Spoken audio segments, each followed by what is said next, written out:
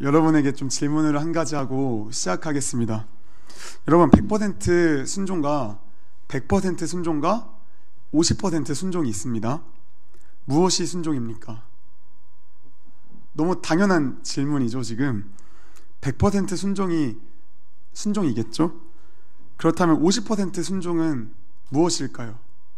50% 순종, 불순종이라고 하겠죠.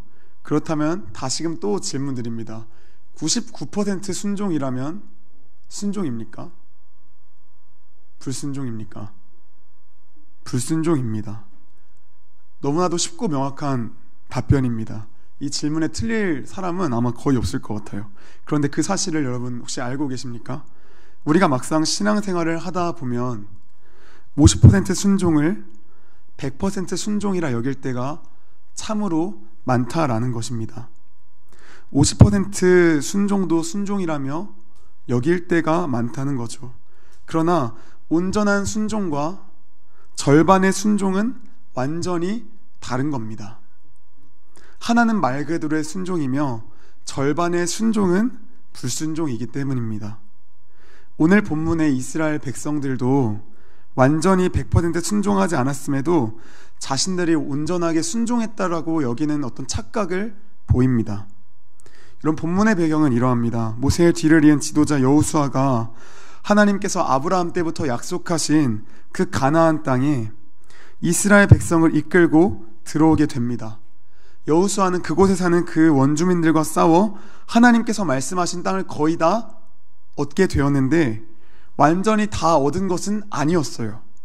남은 땅은 여호수아가 죽고 난 후에 남은 이스라엘 자손에게 맡겨진 분깃이었습니다. 그래서 사사기 1장 1절을 보시면 이스라엘 자손이 남은 땅을 쟁취하기 위해서 하나님께 묻습니다. 하나님, 우리 중에서 어떤 지파가 가장 먼저 올라갈까요? 라고 질문을 합니다. 그러자 하나님께서는 유다 지파에게 이미 그 땅을 유다 너희에게 넘겨주었으니 너희가 올라가라 라고 말씀하십니다. 그런데 유다가 혼자서 올라가지 않고 누구와 올라가냐면 3절에 기록되어 있습니다. 시므온 지파와 함께 올라갑니다. 이게 무엇이냐면 하나님의 말씀에 불순종한 것입니다. 여러분, 지극히 인간적인 관점으로 바라봤을 때 유다와 시므온이 함께 올라가는 것은 지극히 당연한 일입니다. 정당하고 타당한 일입니다. 왜냐하면 유다와 시므온은 야곱이 레아에게서 낳은 동복 형제예요. 그래서 이 동복 형제다 보니까 지파끼리도 이 친밀감이 다른 거죠. 시므온 지파? 우리랑 좀 더 가깝지. 서로를 도우며 싸우는 게, 형제 동맹을 싸우는 게 뭔가 인간의 시선으로 봤을 땐 타당합니다. 그죠? 그러나 군사적으로는 상식적인 행동이나 영적으로는 신실하지 못한 행동입니다. 그 마음 깊숙이 어떤 마음이 있었냐면은 땅을 보다 더 쉽게 얻으려는, 하나님만을 의지하지 않고 인간의 힘을 의지하려는 그 마음이 깔려 있는 거죠. 유다는 온전히 순종하지 않았습니다. 절반의 제자도였습니다. 시작부터 조짐이 좋지가 않습니다. 첫 단추를 잘 깨야 하는데 벌써부터 틀어지는 것 같아요. 그죠? 다행히도 바로 뒤에 4절부터 18절까지 말씀을 보시면은 그 내용 그나마 좀 희망찹니다. 어떤 말씀이냐면 아도니베색이라는 그 베색의 대장을 잡아서 죽입니다. 그리고 그 승리 뒤에는 유다는 자신들에게 주어진 그 땅을 계속해서 취합니다. 승리합니다. 그리고 이 승리의 기록들 사이에는 용감하고 신실한 그 갈렙의 가문에 초점을 맞추며 이스라엘이 따라가야 할 어떤 그 진정한 참된 온전한 제자도를 보여줍니다. 만일 1장이 18절에서 딱 끝났으면은 어떤 느낌이냐면 유다가 3절에서 시므온과 함께 올라간 그 불순종을 만회하며 분위기가 뭔가 좀 전환이 될 텐데 19절부터 어떤 일이 일어나죠? 우리가 오늘 읽은 19절부터 이스라엘 백성들이 가나안 민족을 쫓아내는데 성공하지 못한다라고 기록을 합니다. 여러분, 이스라엘 백성에게는 이 가나안 땅에서 감당해야 할 두 가지 사명이 있었습니다. 첫째는 이스라엘 백성들을 하나님 당신과의 언약에 신실하기 위해서 다른 나라들과 언약을 맺거나 그들의 신을 섬기거나 그들과 혼인하지 말아야 했습니다. 즉 가나안인들의 이 풍습을 본받지 않으며 여호와의 통치를 받는 그 하나님의 왕국을 실현하는 것이 그들의 사명이었습니다. 그리고 둘째는 가나안 민족을 완전히 몰아내고 그 약속의 땅을 완전히 정복해야 하는 그 사명이 있었습니다. 가나안을 몰아내는 것이 왜 중요하냐면 복수나 경제적인 어떤 그런 이유가 아니라 영적인 거예요. 가나안을 재건하여 이스라엘이 가나안의 그 종교적 영향 아래에 있지 않게 하려는 거죠. 그래서 이스라엘 백성의 무엇보다도 중요했던 사명이 가나안 족속을 완전히 몰아내는 겁니다. 완전하게 몰아내는 것, 그것이 가장 중요합니다. 그런데 19절부터 어떻죠? 가나안 민족을 몰아내지 못합니다. 유다 지파가 왜 몰아내지 못했습니까? 18절에 19절에 이렇게 기록되어 있죠. 뭐라고 기록되어 있죠? 19절에 왜 몰아내지 못했죠? 철병거가 있으므로. 이스라엘은 하나님의 힘을 신뢰하지 않았습니다. 자신들의 힘과 적의 힘을 비교하니 가봤자 득이 없을 것 같으니까 가지 않은 거예요. 가봤자 뭐합니까? 득이 없을 것 같은데. 또 이것뿐입니까? 22절에 보시면은 요셉 가문이 베델을 치러 올라가는데 먼저 정찰병들을 보냅니다. 22절에 나와 있죠. 정찰병을 보냅니다. 어디를 공격해야 하는지 알기 위함인 것 같아요. 정찰병을 보내는 게. 그런데 이 정찰병들이 아무리 찾아도 어디를 공격해야 할지를 모르겠는 거예요. 그래서 이 명색이 정찰병인데 아무런 정보도 없이 그냥 백주 돌아갈 수 없으니까 어떻게 합니까? 성읍에서 나오는 그 한 사람을 붙잡고 애걸복걸하며 성읍으로 들어가는 길이 어디인지 알려달라고 간곡히 부탁을 합니다. 22절에 여기 말씀에 청하건대라는 내용이 있습니다. 청하건대. 청하건대가 원어적으로는 간곡히, 제발 이런 뜻이에요. 간곡히 부탁을 하는 거예요. 그래서 이것만 알려주면 꼭 은혜를 갚겠다고 요청하는 겁니다. 이게 뭡니까? 이스라엘이 먼저 가나안 족속 이 한 사람과 언약을 맺은 거예요. 정찰병들이. 하나님께서는 가나안 사람과 언약을 맺지 말라라고 이야기하셨는데 하나님의 말씀에 뭐 한 거죠? 또 불순종한 겁니다. 여러분 참 기가 막힌 사실이 또 무엇인지 아십니까? 19절에서도 그리고 22절에서도 모두 뭐라고 기록되어 있냐면 여호와께서 그들과 함께 계셨다라고 기록이 되어 있습니다. 아이러니합니다. 하나님께서 그들과 함께 하시는데 철병거가 두려워서 가지를 못합니다.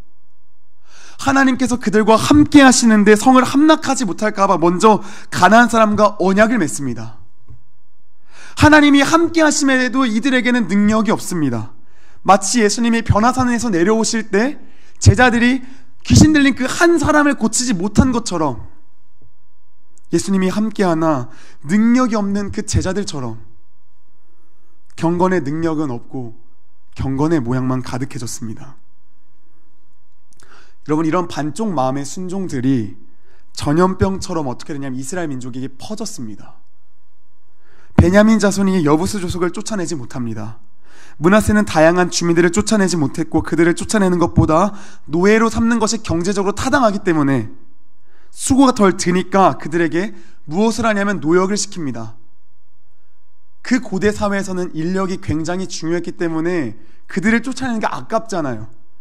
그래서 경제적으로 타당하니까 그게 덜 귀찮으니까 우리를 위해서 일해라 노역을 시킵니다.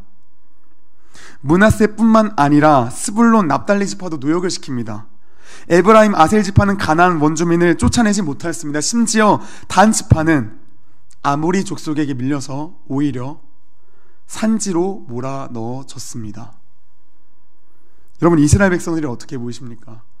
너무 한심해 보이지 않나요? 어떻게 이러지? 어떻게 이렇지? 하나님의 그 이적을 보았잖아 이들은. 그런데 어떻게 이렇게 배신하고 어떻게 이렇게 하나님의 말씀에 순종하지 않을 수 있지? 그런데 여러분 이들에게는 점령하지 못한 나름의 타당한 이유는 있었어요. 그게 뭐였냐면 이스라엘의 소수지파들이 정복하지 못한 그 도시들의 주요 도시들은 당시 팔레스타인 지역의 전략적 요충지였습니다. 전부 다. 그게 뭔 뜻이냐면 쉽게 설명하면 삼국시대 여러분 고구려와 신라와 백제가 어느 유역을 갖고 다퉜죠? 주로? 한강을 가지고 다퉜죠. 한강을 차지한 나라는 뭐가 되죠? 전성기를 차지하죠. 똑같은 거예요. 이 팔레스타인의 그 전략적 요충지가 마치 우리나라에서 한강과도 같이 그런 중요한 맹점적인 어떤 지역이었던 거예요. 그래서 고대 사회에 보면 이집트도 물론이거니와 그 당시 고대 국가들, 강력했던 고대 국가들은 서로 그 가나안, 이 이스라엘 민족이 탐내는 그 나라, 그 땅, 이스라엘이 차지해야 되는 그 땅을 모두가 다 탐내는 그 땅이었습니다. 그렇기 때문에 이 가나안인들은 이 도시들이 얼마나 중요한지 알았기 때문에 온 마음으로 완전 온 힘을 다해서 쟁취하려고 사력을 다했겠죠. 이스라엘이 이곳에 가나안인들을 몰아내는 건 결코 쉬운 일이 아니었습니다. 그래서 이스라엘은 아마 이렇게 생각했을 것 같아요. 우리가 이 정도면 됐지. 이 정도면 됐지. 뭘 더 하나. 저기에는 철병거가 있고 우리는 없는데 우리가 승리하더라도 사상자가 얼마나 될 줄 알고? 하나님도 분명히 우리를 이해하실 거야. 확실히 우리를 이해하실 거야. 또 저 도시는 우리 말고도 탐내는 나라가 많아서 저렇게 철통 보안으로 완전 철저히 지키고 있는데 어떻게 점령을 해? 지금 안 그래도 우리 충분히 땅 많으니까 그냥 저 정도는 냅두자. 그냥 저 정도는 냅두자. 우리 그래도 많이 차지했잖아. 이 정도는, 진짜 이 정도는 그냥 냅두자. 또 지금 가나안 사람들을 다른 곳으로 쫓아보내면 그게 더 손해 아닐까? 우리가 이 땅에서 하나님의 말씀대로 잘 살면 그들이 그걸 보고 전도가 될 수 있잖아. 그래, 어차피 쟤네가 지배층도 아닌데 이를 부려먹기만 할 텐데 무슨 일이 있겠어? 저 사람들로 얻을 수 있는 경제적 이익이 얼마인데. 그래, 하나님도 이해하실 거야. 같이 살자. 쫓아내지 말고 같이 살자. 이런 여러 가지 마음이 있었을 것 같습니다. 그런데 여러분, 이게 무엇일까요? 타협입니다. 타협이 시작된 겁니다. 참 놀라운 것이 여러분 무엇인지 아십니까? 사사기의 전체 맥락으로 봤을 때, 1장과 2장의 그 맥락으로 봤을 때 1장 3절에서 유다가 처음으로 작은 불순종 타협을 시작합니다. 어떤 타협? 시므온과 같이 올라갑니다. 그런데 그 작은 불순종으로 시므온과 함께 올라가는 작은 타협으로 도화선에 불이 붙습니다.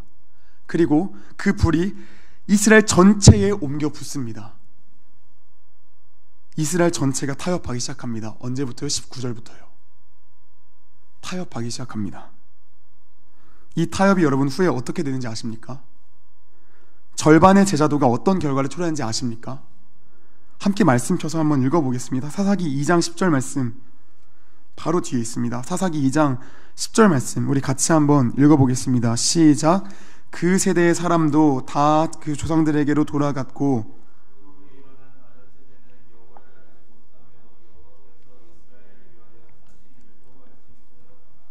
아멘. 하나님의 말씀에 타협하여 온전한 순종이 사라지고 가나안 사람을 내쫓지 않고 자신들을 위하여 노력하게 함으로 이스라엘 백성들의 삶이 어떻게 되었을까요? 마치 이집트 사람들처럼 풍족해졌을 겁니다. 이집트 사람들처럼 막 풍족해져가지고 떵떵거리며 살 수 있는 그런 재화가 됐을 겁니다. 능력이 됐을 겁니다. 삶이 풍족해지니 넉넉해지니 어떤 일이 일어났을까요? 하나님을 찾기 시작하지 않습니다.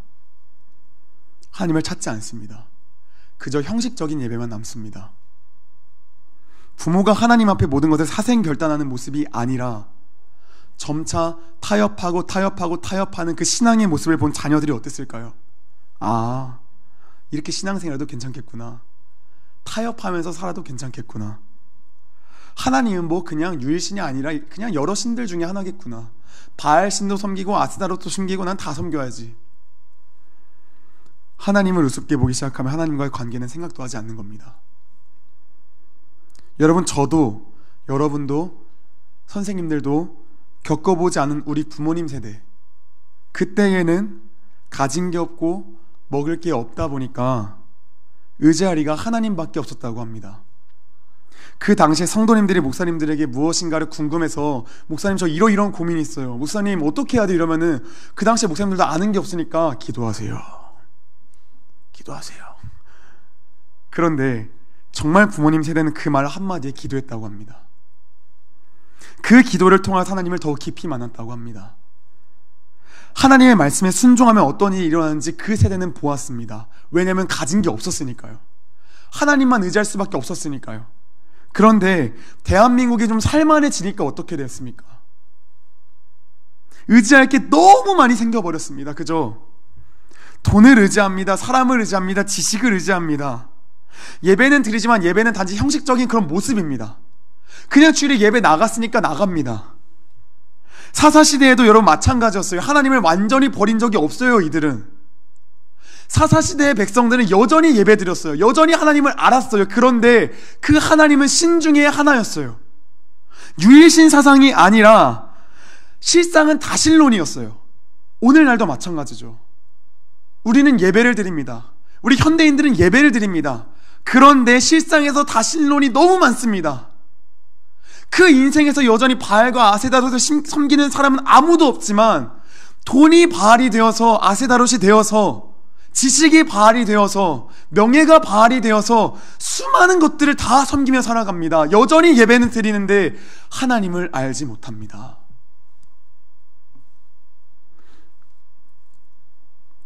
이전에는 하나님만 섬겼으나 의지할 것이 많아진 오늘 나를 살면서 그 뜨거운 신앙을 저버린 몇몇의 우리 부모 세대를 보면 자녀들이 어떻게 합니까? 하나님에 대한 그 신앙을 저버립니다.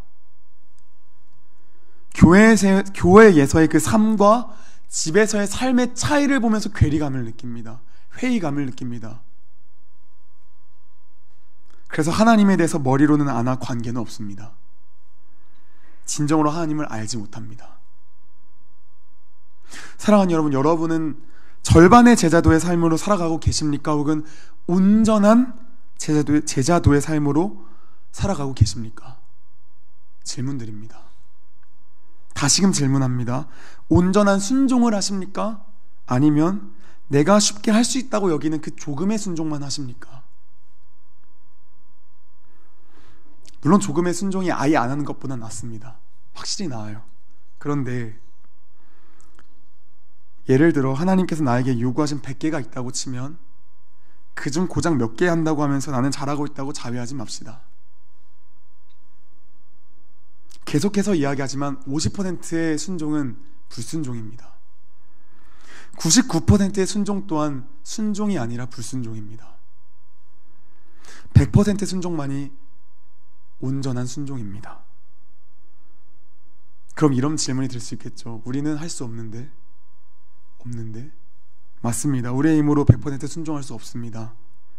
우리는 한없이 연약하고 신종일관 못난 우리들이 하나님의 말씀대로 살기란 너무 어렵습니다. 불가능합니다. 그러나 우리 안에 계신 이가 누구입니까? 하나님의 뜻에 100% 순종하신 예수 그리스도십니다. 100% 순종하신 하나님 아버지의 말씀대로 자신이 만드신 그 피조물의 조롱을 힘써 받으셨고 하찮은 것들의 그 조롱과 멸시, 침세례를 받으며 급기야 그것들을 위해 하나님의 진노가 쏟아지는 그 십자가에 오르시기까지 하셨습니다. 그런데 그렇게 하신 그 예수의 영이 우리와 함께 하십니다. 그 예수의 영이. 우리는 그 예수께 속한 자로 예수 안에서 새롭게 된 피조물입니다. 성령이 우리 가운데 임하시면, 예수의 영이 우리 가운데 임하시면, 베드로가 감옥에 들락날락해도 하나님의 뜻에 순종하여 담대하게 다시 일어나 복음을 전했듯이, 바울이 몇 번을 죽을 위에게 처해함에도 불구하고 다시금 일어나 하나님의 뜻에 순종함으로 담대하게 복음을 전하러 갔듯이 예수의 영이 우리 가운데 함께 하시니 우리는 할 수 있습니다. 예수의 영이 우리와 함께 하시니 우리는 순종할 수 있습니다. 참 재미난 건 여러분, 1장 19절에서 이스라엘 백성이 쫓아내지 못하였으며 라고 이야기를 합니다. 그런데 하나님께서는 이스라엘 백성들에게 뭐라고 말씀하시냐면 2장 2절에 새번역 성경으로 이렇게 적혀 있습니다. 그러나 너희는 나의 말에 순종하지 않았다.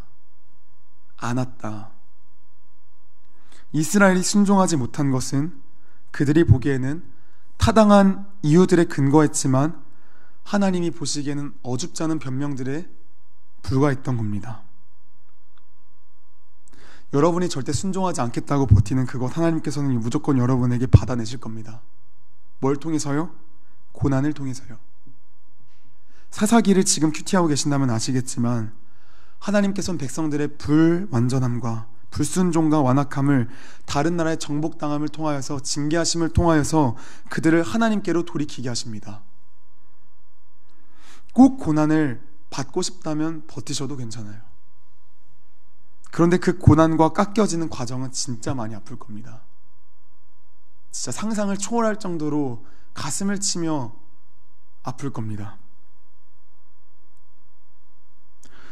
사랑하는 여러분, 여러분에게 도전합니다. 여러분이 여러분의 소유라고 생각하고 있는 그것을 여러분의 것이라 생각하니 아까운 겁니다. 우리는 그 시간이 여러분의 것이라 생각하니 기도와 말씀 생활에 1시간, 2시간 투자하는 것이 우리는 아까운 겁니다. 계산이 안 되는 겁니다. 왜냐하면 그 시간은 내 것이고 내 시간을 이렇게 써야 그 결과값이 나오거든요. 그런데 계산이 도무지 안 맞거든요. 수지타산이 안 맞거든요. 뿐만 아니라 돈이 내 것이라 생각하니 헌금 내는 것도 아깝고, 여러분의 지식과 지혜가 여러분 자신의 것이라 생각하니 공부가 안 될 때 화가 나는 겁니다. 여러분, 나 자신의 모든 것은 하나님의 것입니다. 다 하나님의 것입니다. 시간, 물질, 지식, 지혜, 내 마음, 그 하나, 그 모든 것 하나하나 내 것 하나 없고 모든 것이 다 하나님 당신의 것입니다. 조금씩 깨닫고 있습니다. 저도 저번 주부터, 아니 이번 연도부터 참 깨닫는 것은, 제가 날마다 저는 항상 설교 이야기를 되게 자주 하죠. 설교 준비 이야기. 제가 참 오늘 뭘 느꼈냐면, 제 의를 참 드러낼까 말을 하지 않으려 했는데 뭐 사실 부끄러운 이야기니까 의가 아니겠네요. 제가 이번 주 진짜 열심히 했는데 다니엘 기도를 갔다 와서 그 개인의 말씀 묵상을 저도 해야 되잖아요. 하나님과 교제를 해야 되잖아요. 그래서 그건 잠깐 내려놓고 말씀을 보고 기도하는 시간을 가졌는데, 항상 일어나면은 침대에 가서 자고 있습니다. 그러니까 이 정신이 깨어보니까 자고 있는 거예요. 참 아둥바둥 살았습니다, 이번 주. 그래서 어떻게든 하나님과 교제하려고 애썼고, 어떻게든 틈만 나면 설교를 그 시간에 준비하려고 애를 썼는데 안 되는 거예요. 그래서 제가 어제, 그래서 오늘 제가 2시간 자고 일어나서 몇 시에 했냐면, 이거를 2시부터 일어나서 했는데, 제가 이 원고를 2시부터 일어나서 썼는데 안 써지는 거예요. 어제도 계속 썼어요. 서론이 안 써지는 거예요. 그러면서 저번 주부터 느껴지는 것은, 하나님께서 왜 나를 이렇게 몰고 가실까? 그래서 느껴지는 거는 딱 하나밖에 없더라고요. 이 설교 네 거냐? 너의 지식 너 거냐? 근데 놀라운 게 뭔지 아십니까? 저는 다 알고 있는데도 그게 안 되더라고요. 오늘 4시에도 알고 있어요, 머리로는. 근데 결과가 없잖아요, 당장에. 그러니까 미치겠는 거예요. 와, 2시간이면 가야 되는데, 와, 어떡하지? 근데 썼어요. 참, 이걸 결과값을 보면 하나님이 하셨습니다 라고 하는데 그 과정은 너무 암울해요. 더 놀라운 거는 그 설교를 준비하면서 참 많이 원망하고 불평했습니다. 그런데 오늘 아침에 교사 모임을 준비하면서 부장님이 크리스피 도넛 하나를 구워서 이렇게 주시고 아메리카노 함께 마시는데 그냥 웃음이 찡긋 나는 거예요. 여러분은 모르시겠지만 저는 진짜 좌절했습니다, 그때 제 자신에게. 와, 그 크리스피 도넛 먹고 아메리카노 마시는데 하나님 감사합니다 이런 제 자신의 모습 보는데, 야, 진짜 이게 인간인가? 진짜 그 생각 많이 했습니다. 여러분, 저도 제 것이라 생각해서 순종이 안 되는 것 같습니다. 여전히 저도 여전히 이 설교가 제 것이라 생각해서 제 일가 되는 것 같습니다. 그런데 하나님께서 하나하나 가져가시는 게 느껴집니다. 여전히 사실 마음은 불안하고 불편하고 믿음이 참 온전치 못함을 고백합니다. 그러나 하나님께서 철저하게 가져가실 것을 저는 확신합니다. 기필코 가져감을 확신합니다. 사랑하는 여러분, 그 하나님께 간구하세요. 필요를 간구하세요. 하나님께서 다 채우실 겁니다. 정말입니다. 하나님께 우선순위를 더 보세요. 무조건 더 보세요. 이 말씀에 순종해 보세요. 진정으로 하나님과의 관계가 시작될 겁니다. 절반의 제자도가 아닌 전심의 제자도, 오직 원의 예수 그리스도를 평생을 따르며 다음 세대 가운데 진정으로 삶으로 예수의 살아계심을 증거하는 사랑하는 우리 중고등부 되기를 주의 이름으로 소원합니다.